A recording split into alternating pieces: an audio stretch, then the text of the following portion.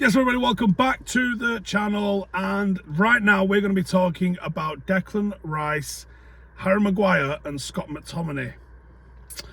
Right then, so what's going on? Burt in the Telegraph says the following. United are considering rivaling Arsenal's move for Declan Rice by proposing a player plus cash deal that involves Maguire or Scott McTominay. There is interest from West Ham midfielder Scott McTominay, who is among the players that are up for sale, as well as David Moyes is an admirer of Harry Maguire. Of course he is. The expectation remains that Rice is still far more likely to join Arsenal. United would like to sign him if a deal be constructed within their relatively limited transfer budget this season. It's understood that Maguire's wage demands might prohibit a move to West Ham. It remains to be seen what valuation is for Scott McTominay or Harry Maguire, and if one of them agrees to leave, what portion of the Declan Rice fee they would take up. United are yet to open negotiations with West Ham about this. On the talk shite, they're saying that West Ham are keen on Scott McTominay as they prepare for life about Declan Rice. Now, let's look at the logics of this. David Moyes being keen on Harry Maguire is the least surprising thing that I have ever heard. And weirdly, because when you looked around the Premier League, you look at the style of play that teams have and the characteristics of different managers and this, that and the other, West Ham was such an obvious shout for Harry Maguire that everyone came to the same conclusion. Now, what's mad is just because 1 + 1 = 2 doesn't mean that the other one fancies that one in the first place, so you can go and buy the original one. That made sense, I think. Just because it makes sense for it to happen doesn't mean that it'll happen. You know, there's a lot of moving parts here, and just because that transfer makes loads of sense for every party, it doesn't mean that there's actually interest from either of the parties in doing that. But it appears that there is. Now, we don't know if Harry Maguire reciprocates that interest, but you know, Maguire for United is an awful player. Maguire for West Ham would not be an awful player. He's got a lot of tools. He's excellent at defending the box. He's excellent at defending aerial threats. He's very good when he's boxed in by loads of players around him. You can make the case that lots of defenders would be good boxed in with loads of other players around them, as it limits their abilities to be had 1v1. And you'd be correct in that. However, you know, there is qualities of Harry Maguire, and they would suit West Ham down to the ground. As for Scott McTominay, the sort of sensibilities that he's got, I can see him from a defensive point of view not being a massive downgrade on Declan Rice. With the ball, I think he's a bit of a downgrade, a bit of a comfortable downgrade in possession on Declan Rice. I think Declan's got a far better range of passing. I think he's more dynamic. I think he's probably a better dribbler, and I think he breaks lines better than him.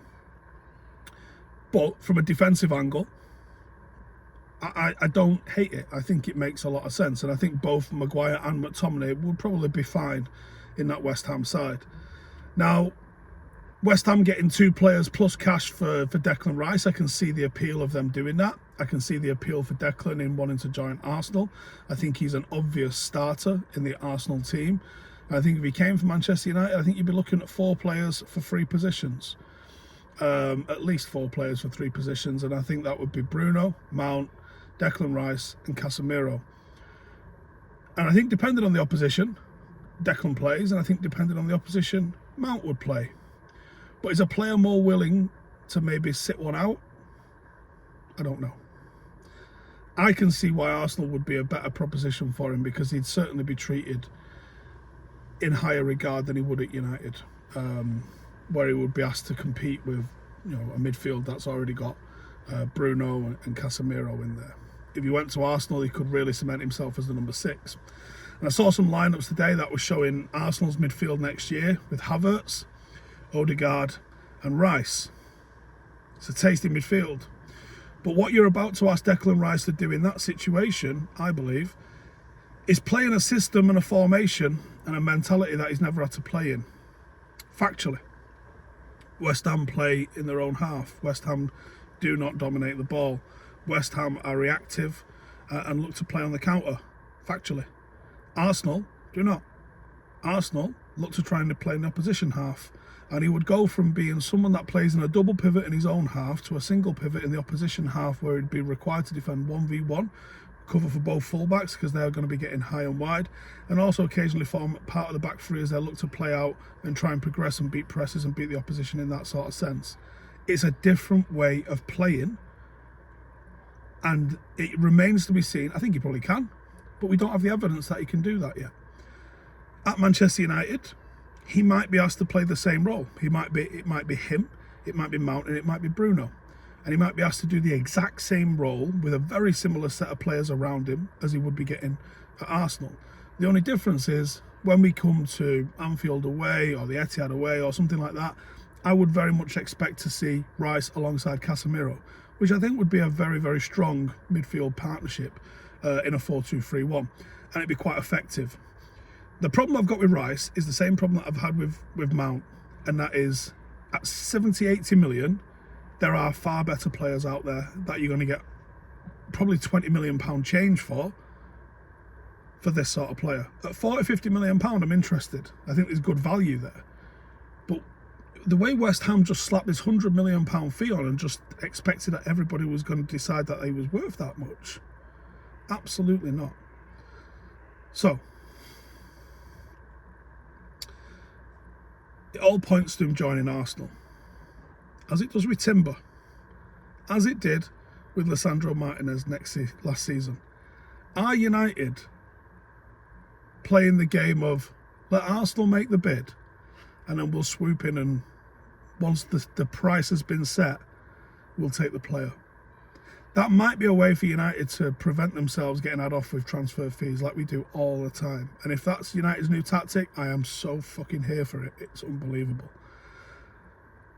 United will have upgraded the midfield if they bring in Mount and Rice, for sure. Is it enough to compete with the top? It is. You're still going to need a striker, and I think there still needs reinforcements in defence. If you manage to get Timber, Rice, Mount, and a good striker, it also probably looks like you're going to need a keeper as well. I think you're probably asking too much. As much as we'd all like to say, yeah, we can absolutely sign 5 first-team, first-choice players in one window, but the reality is that's very, very hard to do. So I don't know if you can do that.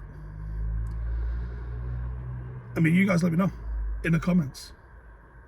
Can we sign, realistically, 5 first-team players, expect them all to hit the ground running, all play a big part in what happens next season without any of them failing? It feels a little bit too good to be true, that, doesn't it? And if something's too good to be true, well, it generally is. Anyways, cheers for tuning in. Let me know your thoughts in the comments. Subscribe if you're new. See you in the next one.